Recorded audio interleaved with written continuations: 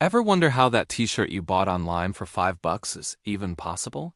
Or how your new phone charger costs less than a cup of coffee?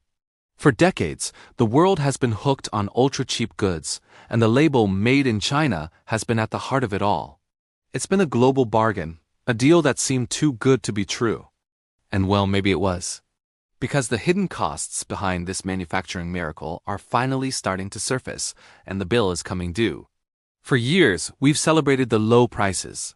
They've allowed us to buy more, upgrade faster, and live a lifestyle that would have been unimaginable a generation ago.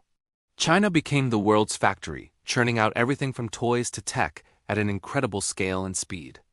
This model was built on a few key pillars: a massive and cheap labor force, a relentless focus on efficiency, and government policies that prioritized economic growth above all else. But that relentless drive came with a price that wasn't printed on the tag.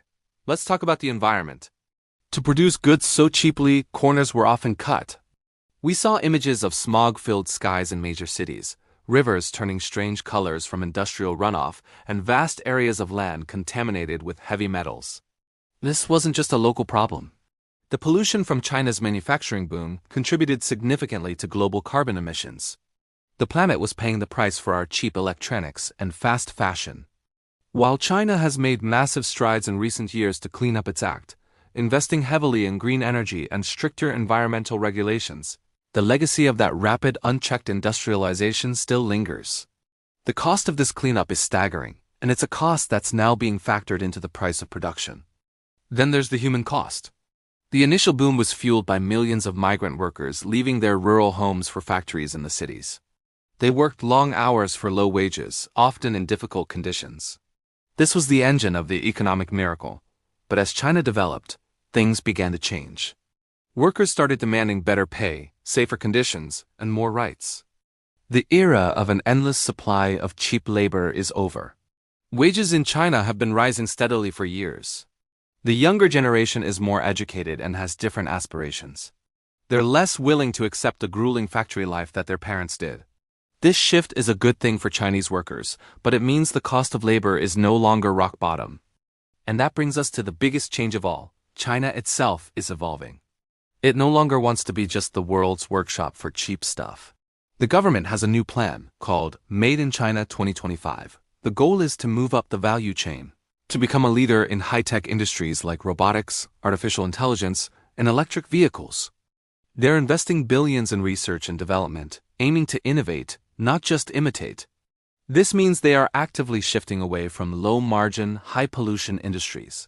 They are less interested in making cheap plastic toys and more interested in designing the next generation of smartphones and self-driving cars.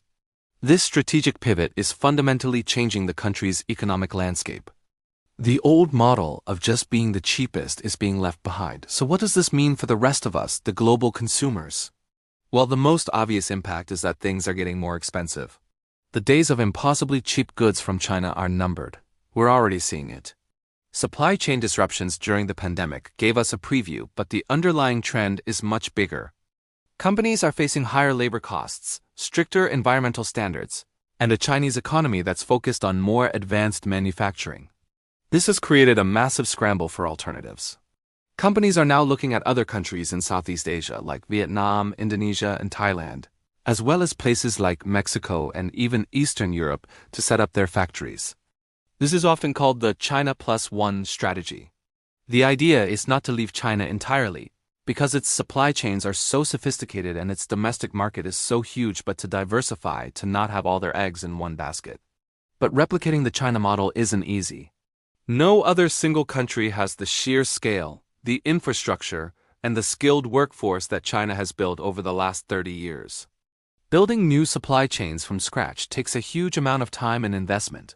You need roads, ports, reliable electricity, and a trained workforce. So while production is shifting, it's a slow and expensive process. And those costs inevitably get passed on to the consumer. So yes, your next phone or pair of sneakers might be assembled in Vietnam, but they might not be any cheaper than before, and could even be more expensive, as companies deal with the logistics of this great manufacturing reshuffle. This is a turning point. The global economic model we've known for decades is being rewired right before our eyes. The explosion of costs isn't just about a price tag. It's about the end of an era.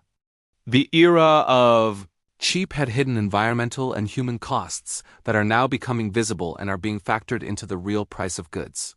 For us as consumers, this means we might need to rethink our relationship with stuff. Maybe the future isn't about buying more for less, but about buying better, more durable products that last longer. Maybe we'll focus more on quality and sustainability rather than just the lowest price. This shift could push us toward a more conscious and responsible way of consuming. It's a huge adjustment, not just for businesses, but for all of us. The bargain we all enjoyed for so long is finally ending, and we are just beginning to understand the true cost of everything. What do you think? Are you ready for the end of the cheap goods era? Have you noticed prices going up on things you usually buy? Let me know your thoughts in the comments below. It's a massive topic, and I'd love to hear your perspective. Thanks so much for watching. If you found this interesting, please give it a thumbs up and consider subscribing for more deep dives into the forces shaping our world. See you in the next one.